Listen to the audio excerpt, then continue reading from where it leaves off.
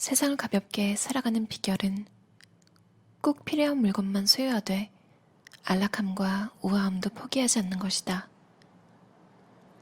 그렇게 살면 정신이 자유로워져 그전까지는 몰랐던 것도 깨칠 수 있다. 물질적 소유물은 우리 몸에 도움이 되고 우리 마음을 풍요롭게 해주는 것만으로 한정해야 한다.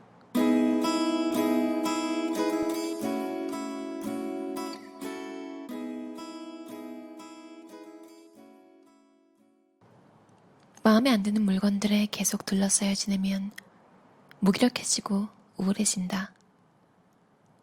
그 물건들이 신경을 거슬리게 해서 나쁜 호르몬이 분비되는 탓이다. 물건 때문에 짜증스러운 말을 하는 경우가 얼마나 많은가. 아, 저것 때문에 귀찮아 죽겠네. 저것 때문에 정말 열받네.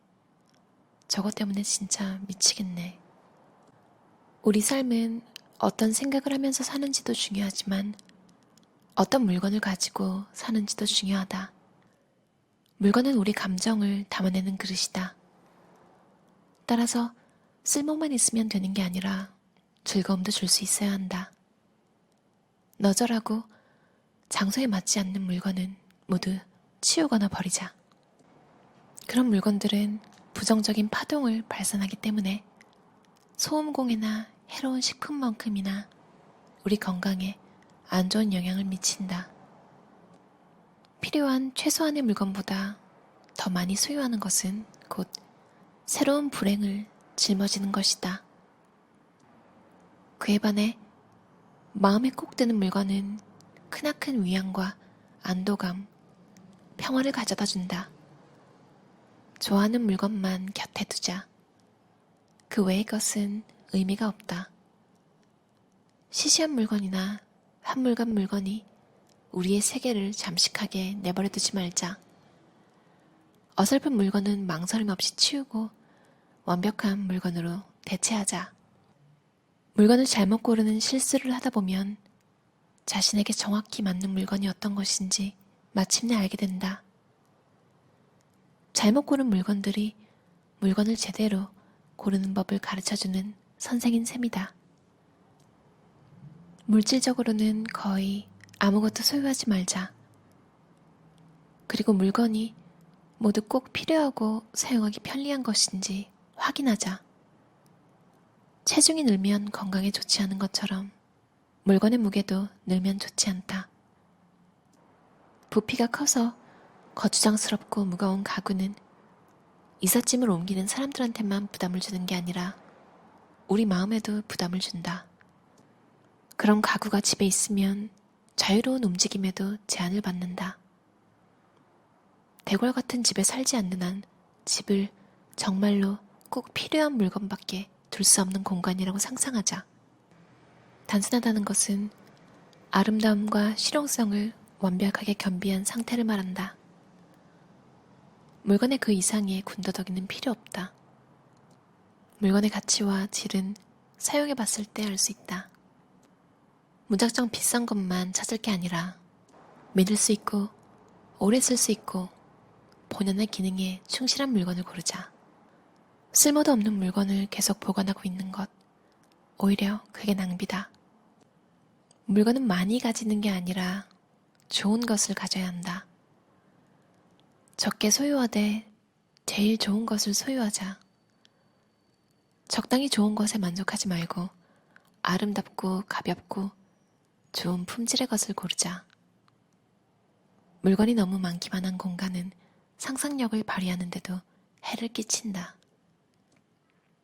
물건은 기본적인 것을 고르자. 부와 인기만을 추구하는 사람들이 그때그때 유행을 쫓아 만든 겉만 번드레한 것은 피하고 될 수 있으면 천연 소재로 된 것을 고르자. 맑은 순백의 도자기 제품, 가격에 합당한 모양과 광택을 지닌 칠기 제품, 구조에서 자연미가 느껴지는 나무 제품, 천연 섬유 제품, 돌로 만든 제품, 자연스러운 무늬, 결, 색이 그대로 살아있고 사람의 손길은 형태를 만드는 데만 개입한 제품처럼 조화로운 색과 천연 소재로 만들어진 좋은 물건은 우리의 눈과 귀를 쉬게 한다. 물건을 구입할 때는 언제나 자기 자신의 일부를 구입한다고 생각해야 한다. 이상적인 소파를 아직 사지 못했다면 그런 소파를 살 수 있을 때까지 돈을 저축하자. 그 전까지 임시용 소파는 사면 안 된다. 그런 물건에 익숙해질 위험이 있기 때문이다. 게다가 돈도 없어진다. 시시한 물건을 가지고 사는 것보다는 좋은 물건을 갖고 싶다는 꿈을 품고 사는 게 더 낫다. 그리고 비싸다고 좋은 물건인 것은 아니다. 좋은 물건은 그것을 사용하는 사람의 필요와 환경에 부합하는 것이다. 좋은 물건을 경험한 사람은 보잘것없는 물건에는 더 이상 만족하지 못한다. 그러나 소비사회에서는 사람들이 좋은 물건을 경험하는 일이 점점 줄어들고 있다. 하지만 싼 물건을 자꾸 사들이다 보면 좋은 물건 하나 살 때보다 결국은 더 많은 돈이 나간다. 좋은 물건은 당장에는 터무니없이 비싼 것 같아도 볼 때마다 즐겁고 평생 만족스럽게 쓸 수 있다. 좋은 물건을 소유하고 있는 것만으로는 충분하지 않다. 그 물건들이 서로 조화롭게 어울리면서 일체감을 갖는 것이 중요하다. 심플하다는 것은 꼭 필요한 약간의 물건들이 서로 조화를 이루는 것을 뜻하기도 하다. 물건의 공간을 마련해주고 존중해주자. 최소한의 것을 가지고 최대한 활용하자. 그리고 삶의 가치와 스타일을 부여하자. 조화롭게, 그리고 심플하게. 삶을 보다 즐겁고 활기찬 나날로 채워가는 것은 오로지 자신에게 달렸다. 무기력한 생활, 그저 쌓아둔 물건, 슬픈 노래, 침울한 사람들에게는 이별을 구하자. 쓸모없는 것들이 쌓여 있으면 좋지 않은 습관과 부담만 늘어나 판단력이 흐려지고 그 결과 우리의 생각, 마음, 상상이 가진 힘을 충분히 활용할 수 없게 된다. 적게 소유하는 생활 방식을 선택하면 평화롭고 평온하게 살 수 있다. 그리고 소수의 사람만이 지니고 있는 무언가도 얻게 된다. 삶의 유연성이 바로 그것이다. 집과 여행 가방은 우리가 지극히 개인적인 물건을 두는 장소다. 그 안에 담겨야 할 것은 결국 영원한 유목민에 지나지 않는 우리 자신뿐인지도 모른다.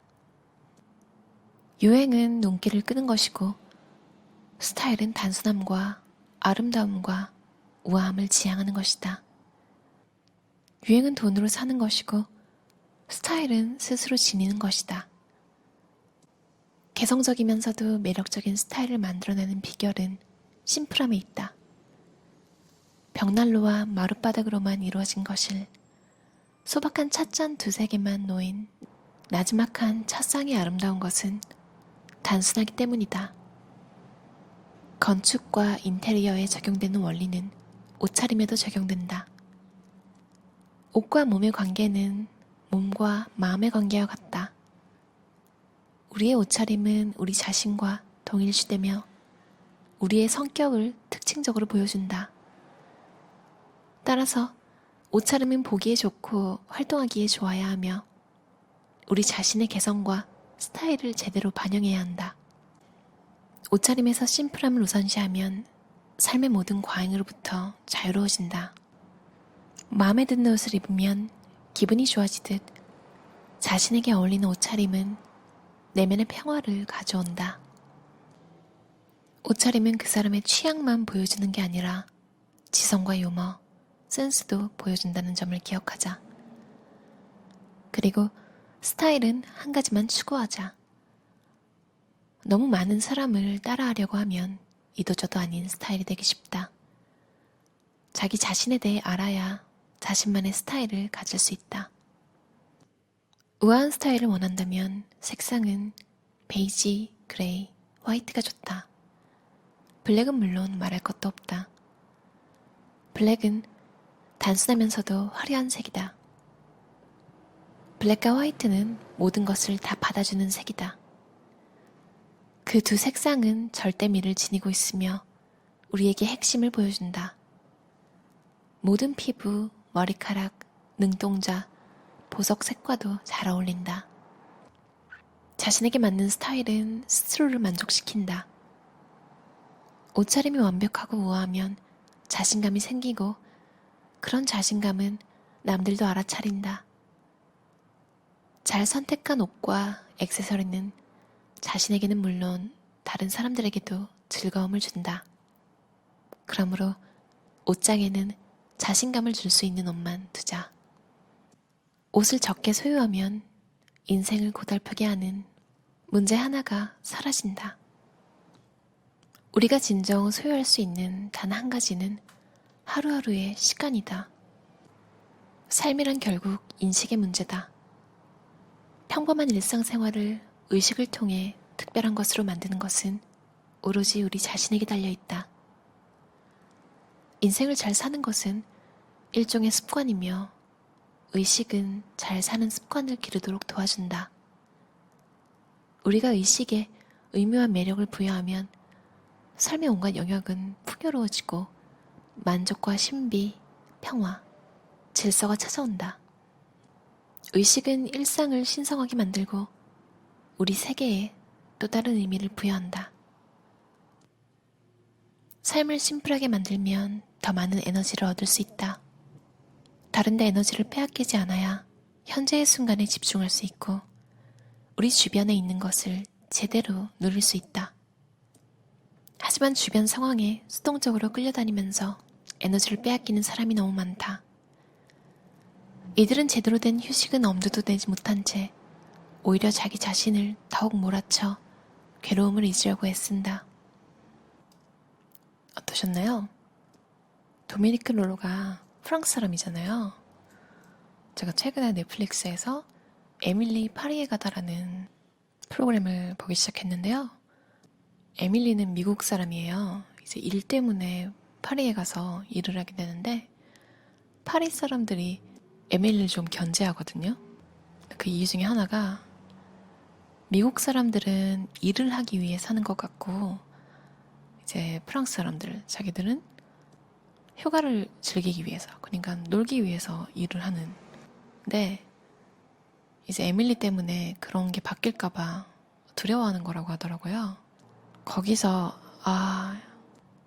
맞다 정말 미국에서 공부하시거나 미국에서 일을 하다가 특히 오신 분들 이야기 들으면 우리나라는 유럽이랑 비교하면서 점심시간 너무 짧지 않나고 막 욕하잖아요. 근데 미국에서 있다가 오신 분들은 샌드위치 먹으면서 일을 계속 해야지 우리나라 사람들은 점심시간 너무 길게 가진다고 하는 이야기를 들었던 기억이 나요. 어떤 것도 나쁘다고 할 순 없는데요. 어떻게 보면 우리나라 사람들이 참 일을 열심히 하기도 하면서 휴가도 또 노는 것도 좋아하는 민족이잖아요. 밸런스를 잘 맞추고 있는 것 같다는 생각을 했어요. 프랑스는 주 35시간 근무거든요. 모든 기업이 그렇진 않을 거예요. 아마 한국도 법이 있지만 그걸 좀 안 지키는 중소기업도 많잖아요. 저는 좀 일이랑 취미가 비슷해서 시간을 좀 많이 쓰는 편인데요. 그래서 자꾸 잊게 되더라고요. 쉬어야 한다는 걸. 근데 어제 강가에 피크닉을 한 2시간 다녀왔는데 정말 리프레시가 되더라고요. 가끔은 조금 일찍 일어나 분위기 좋은 카페에서 아침을 먹자. 저녁에는 도시락을 준비해 일몰을 보러 가는 것도 좋다. 때때로 속도 바꾸기를 하면 타성에 빠지지 않고 매 순간을 보다 열심히 살 수 있다. 돈은 곧 에너지. 삶이 복잡해지는 이유는 우리가 돈에 대해 그것에 걸맞은 중요성을 부여하지 못하기 때문이다. 돈이 삶의 여러 측면에 어떤 영향이 미치는지 이해해야 한다. 돈이 자연, 생각, 기쁨, 자존심, 집, 환경, 친구, 사회 등과 어떤 관계에 있는지 생각해보자. 사실 돈은 모든 것과 관계가 있다.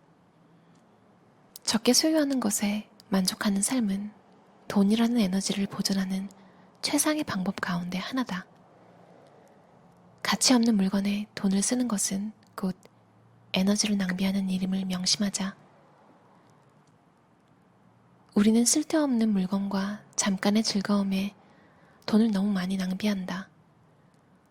우리가 돈이 없는 것은 어디에 큰 돈을 투자해서가 아니라 이제는 생각나지도 않는 온갖 자잘한 것들에 돈을 썼기 때문이다.